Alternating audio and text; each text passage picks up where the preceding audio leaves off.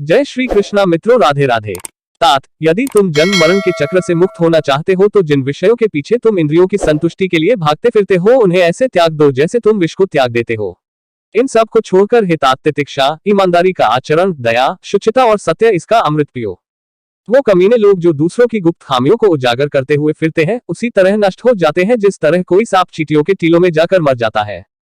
शायद किसी ने ब्रह्मा जी, जो इस सृष्टि के निर्माता है, को यह सलाह नहीं दी कि वह सुवर्ण को सुगंध प्रदान करे, गन्ने के झाड़ को फल प्रदान करे, चंदन के वृक्ष को फूल प्रदान करे, विद्वान को धन प्रदान करे, राजा को लंबी आयु प्रदान करे। अमृत सबसे बढ़िया औषधि है। इंद्रिय सुख में अच्छा भोजन सर्वश्रेष्ठ सुख है। नेत्र सभी इंद्रियों में श्रेष्ठ है। मस्तक शरीर के सभी भागों में श्रेष्ठ है। कोई संदेशवाहक आकाश में जा नहीं सकता और आकाश से कोई खबर आ नहीं सकती। वहां रहने वाले लोगों की आवाज सुनाई नहीं देती और उनके साथ कोई संपर्क नहीं हो सकता। इसीलिए वह ब्राह्मण जो सूर्य और चंद्र ग्रहण की भविष्यवाणी करता है उसे विद्वान मानना चाहिए। इन सातों को जगा दे यदि ये सो जाए। 1. विद्यार्थी, 2. सेवक, 3. पथिक, 4. भूखा आदमी, 5. डरा हुआ आदमी, 6. खजाने का रक्षक, 7. खजांची। इन सातों को नींद से नहीं जगाना चाहिए। 1. सांप, 2. राजा, 3. बाघ, 4. डंक करने वाला कीड़ा, 5. छोटा बच्चा, 6. दूसरों का कुत्ता, 7. मूर्ख, जिन्होंने वेदों का अध्ययन पैसा कमाने के लिए किया और जो नीच काम करने वाले लोगों का दिया हुआ अन्न खाते हैं उनके पास कौन सी शक्ति हो सकती है। वो ऐसे भुजंगों के समान है जो दंश नहीं कर सकते, जिसके डांटने से सामने वाले के मन में डर नहीं पैदा होता और प्रसन्न होने के बाद जो सामने वाले को कुछ देता नहीं है। वो ना किसी की रक्षा कर सकता है ना किसी को नियंत्रित कर सकता है। ऐसा आदमी भला क्या कर सकता है। यदि नाग अपना फना खड़ा करे तो भले ही वह जहरीला ना हो तो भी उसका यह करना सामने वाले के मन में डर पैदा करने को पर्याप्त है। यहाँ यह बात कोई मायना नहीं रखती कि वह जहरीला है कि नहीं। सुबह उठकर दिन भर जो दाव आप लगाने वाले हैं उसके बारे में सोचे। दोपहर को अपनी माँ को याद करे, रात को चोरों को ना भूले। आपको इंद्र के समान वैभव प्राप्त होगा यदि आप अपने भगवान के गले की माला अपने हाथों से बनाए, अपने भगवान के लिए चंदन अपने हाथों से घिसे, अपने हाथों से पवित्र ग्रंथों को लिखे। दरिद्रता धीरतया विराजते, कुवस्त्रता शुभ्रतया विराजते। गरीबी पर धैर्य से मात करे, पुराने वस्त्रों को स्वच्छ रखे, बासी अन्न को गर्म करे। कदन्नता चोष्णतया विराजते, कुरूपता शीलतया विराजते। 14. अपनी कुरूपता पर अपने अच्छे व्यवहार से मात करे। हम अपना हर कदम फूक फूक कर रखे। हम छाना हुआ जल पिए। हम वही बात बोले जो शास्त्र सम्मत है। हम वही काम करे जिसके बारे हम सावधानी पूर्वक सोच चुके हैं।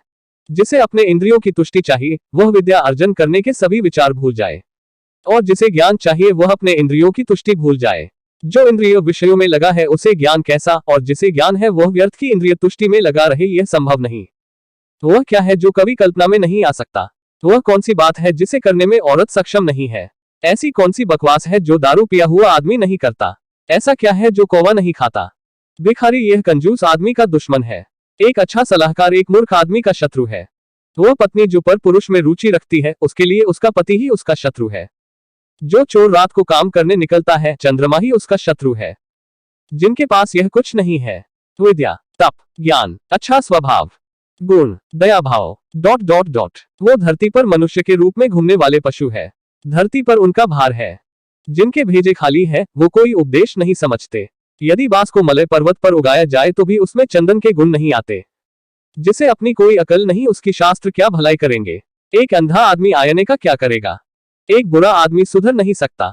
आप पृष्ठ भाग को चाहे जितना साफ करे वो श्रेष्ठ भागों की बराबरी नहीं कर सकता। अपने निकट संबंधियों का अपमान करने से जान जाती है। दूसरों का अपमान करने से दौलत जाती है। राजा का अपमान करने से सब कुछ जाता है। एक ब्राह्मण का अपमान करने से कुल का नाश हो जाता है। यह बेहतर है कि आप जंगल में एक झाड़ के नीचे रहे जहां बाघ और हाथी रहते हैं। उस जगह रहकर आप फल खाए और जलपान करें। आप घास पर सोए और पुराने पेड़ों की खाले पहने, लेकिन आप अपने सगे संबंधियों में ना रहे यदि आप निर्धन हो गए हैं। ब्राह्मण एक वृक्ष के समान है। उसकी प्रार्थना ही उसका मूल है। वह जो वेदों का गान करता है वही उसकी शाखाएं है। वह जो पुण्य कर्म करता है वही उसके पत्ते हैं। इसीलिए उसने अपने मूल को बचाना चाहिए। यदि मूल नष्ट हो जाता है तो शाखाएं भी ना रहेगी और पत्ते भी। लक्ष्मी मेरी माता है, विष्णु मेरे पिता है, वैष्णव जन मेरे सगे संबंधी है, तीनों लोक मेरा देश है। रात्रि के समय कितने ही प्रकार के पंछी वृक्ष पर विश्राम करते हैं। भोर होते ही सब पंछी दसों दिशाओं में उड़ जाते हैं। हम क्यों भला डक करे यदि हमारे अपने हमें छोड़कर चले गए। जिसके पास में विद्या है वह शक्तिशाली है। निर्बोध पुरुष के पास क्या शक्ति हो सकती है। एक छोटा खरगोश भी चतुराई से मदमस्त हाथी को तालाब में गिरा देता है। हे विश्वंभर, तू सबका पालन करता है, मैं मेरे गुजारे की क्यों चिंता करूं जब मेरा मन तेरी महिमा गाने में लगा हुआ है। आपके अनुग्रह के बिना एक माता की छाती से दूध नहीं बह सकता और शिशु का पालन नहीं हो सकता। मैं हरदम यही सोचता हुआ, हे यदुवंशियों के प्रभु, हे लक्ष्मीपति, मेरा पूरा समय आपकी ही चरण सेवा में खर्च करता हूँ। यद्यपि मैं देववाणी में विशेष योग्यता रखता हूँ, फिर भी भाषांतर का लोभ है ही। जैसे स्वर्ग में अमृत जैसी उत्तम वस्तु विद्यमान है, फिर भी देवताओं को देवांगनाओं के अधरामृत पान करने की रुचि रहती ही है। खड़े अन्न की अपेक्षा 10 गुना बल रहता है पिसान में, पिसान से 10 गुना बल रहता है दूध में, दूध से 8 गुना बल रहता है मांस से भी 10 गुना बल है घी में। शाक से रोग, दूध से शरीर, घी से वीर्य और मांस से मांस की वृद्धि होती है। उदारता, वचनों में मधुरता, साहस, आचरण में विवेक, ये बातें कोई पा नहीं सकता, ये मूल में होनी चाहिए। जो अपने समाज को छोड़कर दूसरे समाज को जा मिलता है, वह उसी राजा की तरह नष्ट हो जाता है जो अधर्म के मार्ग पर चलता है। हाथी का शरीर कितना विशाल है, लेकिन एक छोटे से अंकुश से नियंत्रित हो जाता है। एक दिया घने अंधकार का नाश करता है, क्या अंधेरे से दिया बड़ा है। एक कड़कती हुई बिजली एक पहाड़ को तोड़ देती है, क्या बिजली पहाड़ जितनी विशाल है। जी नहीं, बिल्कुल नहीं, वही बड़ा है जिसकी शक्ति छा जाती है। इससे कोई फर्क नहीं पड़ता कि आकार कितना है। जो घर गृहस्थी के काम में लगा रहता है वह कभी ज्ञान प्राप्त नहीं कर सकता। मौस खाने वाले के हृदय में दया नहीं हो सकती। लोभी व्यक्ति कभी सत्य भाषण नहीं कर सकता, और एक शिकारी में कभी शुद्धता नहीं हो सकती। एक दुष्ट व्यक्ति में कभी पवित्रता उदित नहीं हो सकती, उसे चाहे जैसे समझा लो।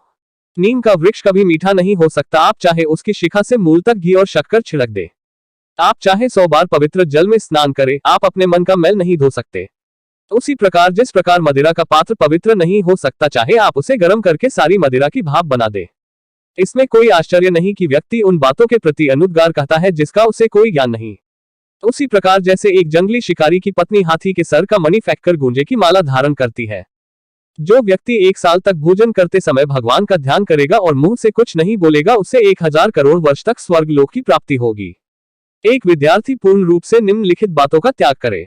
1. काम, 2. क्रोध, 3. लोभ, 4. स्वादिष्ट भोजन की अपेक्षा, 5. शरीर का श्रृंगार, 6. अत्यधिक जिज्ञासा, 7. अधिक निद्रा, 8. शरीर निर्वाह के लिए अत्यधिक प्रयास। वही सही में ब्राह्मण है जो केवल एक बार के भोजन से संतुष्ट रहे, जिस पर 16 संस्कार किए गए हो, जो अपनी पत्नी के साथ महीने में केवल एक दिन समागम करे, माहवारी समाप्त होने के दूसरे दिन। वह ब्राह्मण जो दुकानदारी में लगा है, असल में वैश्य ही है।